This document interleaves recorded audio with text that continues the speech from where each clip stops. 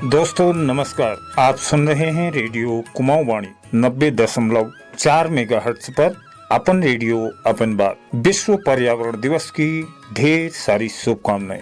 उत्तराखंड की बात करें तो इसे देश भर में जैव विविधता की संपन्नता के नजरिए से प्रथम पायदान में रखा जाता है, जो ठीक भी है। उत्तराखंड के बदौलत ही तराई के क्षेत्रों का अस्तित्व निर्भर है। यहाँ की परंपराओं, तीज त्योहारों, उत्सवों और जीवन जीने के तरीकों में पर्यावरण और उसके संरक्षण को आत्मसात किया गया। धीरे धीरे बाहरी जीवन शैली के आकर्षण और उससे पनपते विचारों, सोचों के चलते नीतियों में भी बदलाव आए, जिसकी परिणति स्वरूप ग्रामीण जनों और वनों के बीच का प्रगाढ़ रिश्ता कम होता गया, जिससे आज हम पर्यावरणीय विषमताओं का शिकार हो रहे हैं। विशेषकर 1980 में बने वन अधिनियम के अस्तित्व में आ जाने से वनों से मिलने वाले हक हकूकों पर आरी चली, जो लोगों के दिलों को आघात पहुंचा गया। वनों पर बात इसलिए हो रही है कि यह पर्यावरण के नजरिए से प्रमुख अंश के रूप में है। हमने इस विषय को और अधिक समझने के मकसद से कुछ वैज्ञानिकों से भी बातचीत करी है। मैं प्रोफेसर एल.एस. लोधियाल, विभागाध्यक्ष वानिकी, कुमाऊं विश्वविद्यालय नैनीताल। मैं प्राध्यापक के पद पर कार्यरत हूँ। 5 जून विश्व भर में एक पर्यावरण दिवस के रूप में मनाया जा रहा है और 5 जून 2022 की जो थीम है, केवल एक पृथ्वी।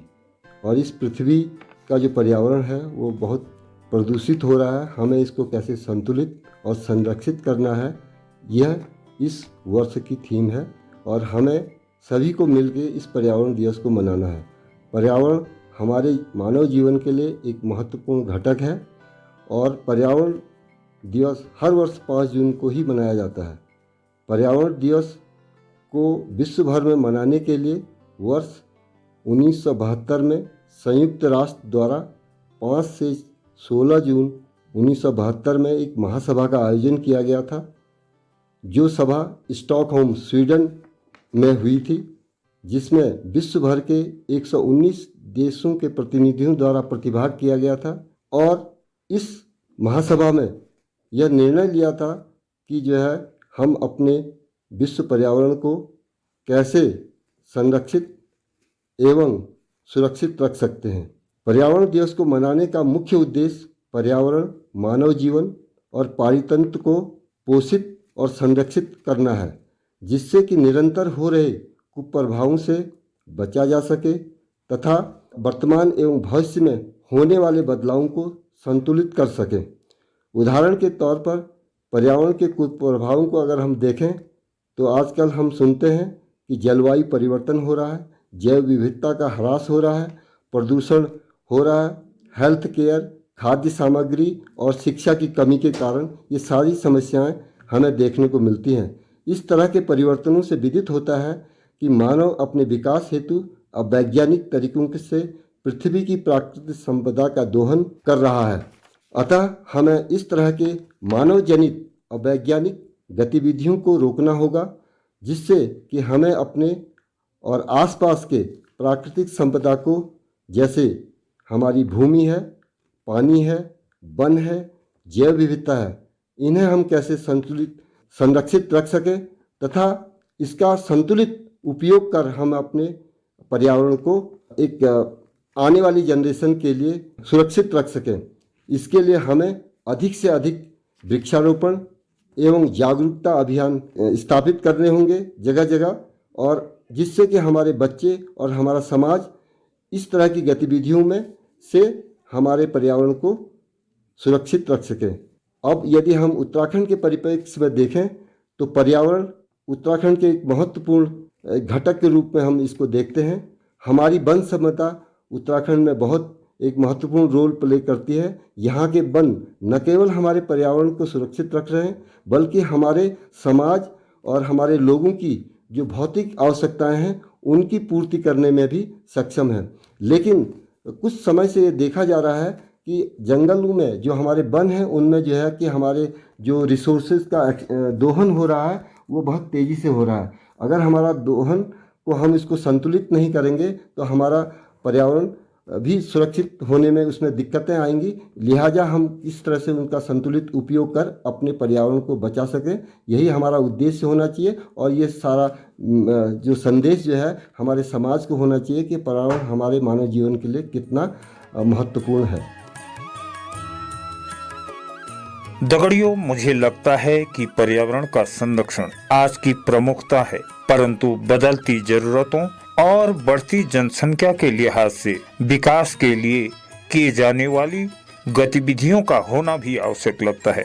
उदाहरण के तौर पर देखें तो किसी खेल के मैदान हेतु पेड़ों और भूमि का कटान करना होता है तो पर्यावरण के अनेक पहलुओं पर चर्चा होती है और निष्कर्ष निकाला जाता है कि कटे हुए पेड़ों के सापेक्ष 10 गुना अधिक वृक्षों का रोपण किया जाए।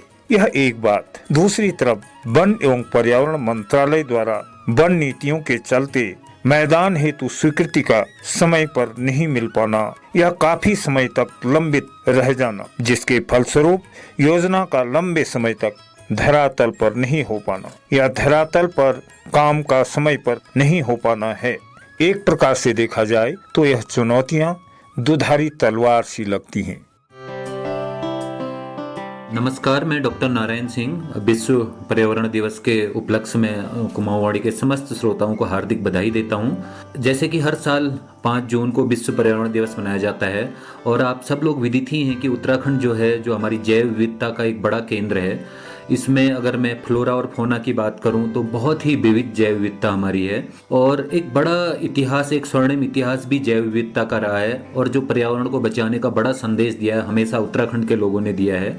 इसमें आप चाहे चंडी प्रसाद भट्ट की बात करें, सुंदरलाल बहुगुणा की बात करें, अनिल प्रकाश जोशी की बात करें, तो एक बड़े प्रणेता रहे हैं ये हमारे बायोडाइवर्सिटी को बचाने के लिए। और जिस तरीके से एक और हमारे पास बहुत ज़्यादा जैव विविधता यहाँ पर फ्लोरा, फौना और औषधीय पौधों की है या हमारे फसलों की है, तो आज हमारा एक उद्देश्य ये भी बनता है और एक हमारे एक फर्ज भी बनता है कि इस जैव विविधता को किस तरीके से हम बचा पाएँ और जो कि आने वाली पीढ़ी के लिए ये काम आए। और जो खास करके मुक्तेश्वर के आसपास की जैव विविधता है ये भी अपने आप में अलौकिक है, अनुपम है। विभिन्न प्रकार की जैव विविधताएं यहाँ पर हैं और खास करके जो हमारा यहाँ का कृषि पारंपरिक तंत्र है वो भी अपने आप में जैव विविध है। परंतु आज आवश्यकता इस बात की है कि खास करके जो यहाँ के युवा हैं इस जैव विविधता को बचाने के लिए आगे आएँ और जो हमारे आने वाली पीढ़ी है उसके एक सही भविष्य के लिए अपना योगदान दें। धन्यवाद। सर्वप्रथम कुमाऊँवाणी के समस्त श्रोतागणों को डॉक्टर मंजू सुंदरियाल की ओर से सादर नमस्कार। जैसा कि सभी जानते हैं, उत्तराखंड राज्य पर्यावरण और पर्यटन दोनों की ही दृष्टि से महत्वपूर्ण स्थान रखता है और जिसमें संतुलन बनाए रखने के लिए दोनों में परस्पर समन्वय बनाए रखना आवश्यक होना चाहिए। सर्वप्रथम मैं राज्य के पर्यावरण पर बात करना चाहूंगी कि हम सभी जानते हैं उत्तराखंड एक हिमालयी राज्य होने के कारण पर्यावरण संतुलन में भी महत्वपूर्ण भूमिका निभाता है। यहाँ पर 67% भूभाग में वन आच्छादित होने के कारण कार्बन अवशोषण एवं ऑक्सीजन प्रदान करने के भंडार हैं और राज्य में 1439 ग्लेशियर हैं जिनसे कई नदियां निकलती हैं जो कि जल की मुख्य स्रोत है। इसके अतिरिक्त वनस्पतियों, जंतुओं एवं औषधीय पादपों की असंख्य प्रजातियां होने के कारण जैव विविधता का हॉटस्पॉट है जो कि पारिस्थितिकीय तंत्र को संतुलित करने के साथ साथ विभिन्न पारिस्थितिकीय सेवाओं को प्रदत्त करने के लिए एक समृद्ध राज्य है। इन पर्यावरणीय सेवाओं का लाभ केवल उत्तराखंड ही नहीं अपितु पूरा देश ले रहा है। अतः भविष्य की पीढ़ी की जरूरतों को ध्यान में रखते हुए संसाधनों का सतत उपयोग अत्यंत आवश्यक है। उत्तराखंड राज्य में विख्यात धार्मिक पर्यटन स्थल होने के कारण प्रतिवर्ष असंख्य पर्यटकों के द्वारा भ्रमण किया जाता है और जिसके कारण राज्य में पर्यटन राज्य की अर्थव्यवस्था में महत्वपूर्ण भूमिका का निर्वाह करता है। इसके अतिरिक्त कुछ पर्यटक साहसिक, आध्यात्मिक, सांस्कृतिक धरोहरों का लुत्फ उठाने भी आते हैं। पर्यावरण और पर्यटन दोनों ही राज्य की स्थानीय जरूरतों की आपूर्ति करते हैं और पर्यटनों के द्वारा स्थानीय निवासियों को रोजगार के साधन, आजीविका व स्थानीय उत्पादों के विपणन के संसाधन उपलब्ध होते हैं। इन सब सकारात्मक पहलुओं के बावजूद भी अर्थव्यवस्था एवं पारिस्थितिकीय तंत्र में संतुलन अति आवश्यक है, जो कि एक बहुत बड़ी चुनौती है। पर्यटन का हम पर्यावरण की दृष्टि से दूसरा पहलू देखें तो यह है कि राज्य में भौगोलिक परिस्थितियां विषम होने के साथ सीमित ढांचागत संरचना तथा प्राकृतिक संसाधनों के आधार पर स्थित पर्यटक स्थल अपनी क्षमता से कई गुना भीड़ की जरूरतों की पूर्ति करने में अक्षम होते हैं और जिसके परिणाम स्वरूप स्थानीय पर्यावरण और पारिस्थितिकी को नुकसान पहुंचता है। साथ ही साथ जल संसाधनों की यात्रियों की भीड़ में प्रदूषण मुक्त रखना भी एक चुनौती का काम होता है।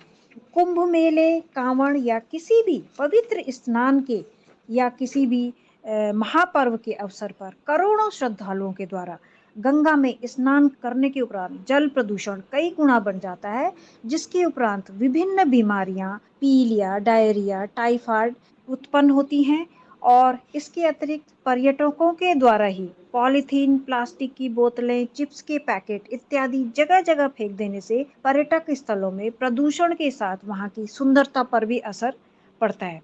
गंगोत्री से हरिद्वार के बीच में अगर देखा जाए तो गंगा में विभिन्न माध्यमों से गंदगी पहुंच रही है। साथ ही वाहनों का प्रदूषण भी पर्यावरण के लिए एक घातक सिद्ध हो रहा है।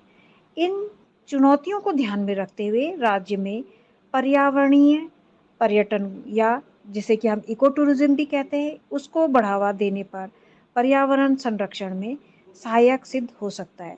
और पिछले कुछ वर्षों में स्थानीय समुदाय की सहभागिता के आधार पर उत्तराखंड में संचालित इको टूरिज्म के प्रति पर्यटकों की रुचि बढ़ती जा रही है और जिसमें प्रतिवर्ष पर्यटकों की संख्या में बढ़ोतरी हो रही है।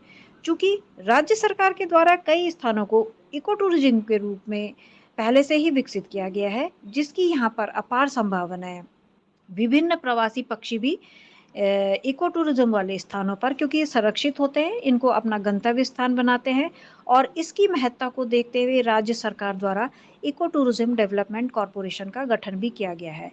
इको टूरिज्म पर्यटन के अंतर्गत मुख्य गतिविधियां जैसे कि बर्ड वॉचिंग, वन्य जीव safari, camping, trekking, angling, nature walk, butterfly है, जिसके अंतर्गत पर्यटकों को होम स्टे सुविधा उपलब्ध कराना, नेचर फेस्टिवल के आयोजन, लोकल गाइडों को प्रशिक्षण में शामिल किया जाता है जो रोजगार के संसाधन उपलब्ध कराते हैं।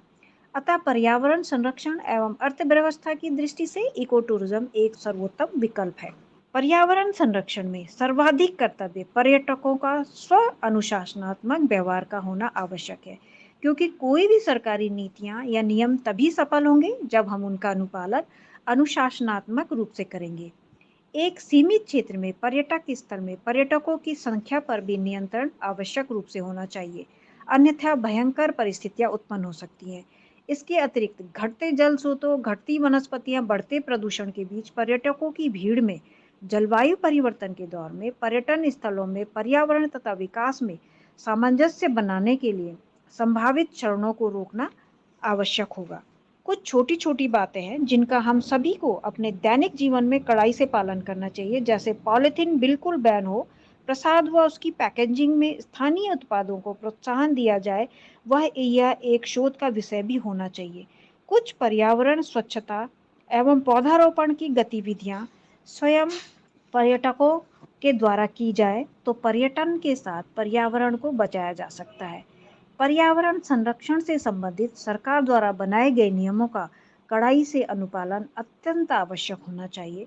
हम सभी को राज्य में पर्यटन का लुत्फ उठाते हुए पर्यावरण को सुरक्षित रखने की जिम्मेदारी समझते हुए अपना महत्वपूर्ण योगदान दे सकते हैं। धन्यवाद। आज उत्तराखंड के भीतर ऐसी नीतियों की आवश्यकता है जो पर्यावरण संरक्षण में सहायक हों और विकास की गति भी निरंतर चलती रहे। इसके लिए जरूरी है कि पर्यावरण और विकास में बेहतर सामंजस्य स्थापित किया जाए। पारिस्थितिकी और आर्थिकी को एक साथ जोड़कर देखना होगा और समझना होगा कि राज्य की बेहतरी के लिए दोनों ही आवश्यक हैं। पुनः पर्यावरण दिवस की शुभकामनाओं के साथ दीजिए अपने रेडियो साथी मोहन कार्की को इजाजत। फिर होगी किसी नए कार्यक्रम में मुलाकात। तब तक के लिए नमस्कार।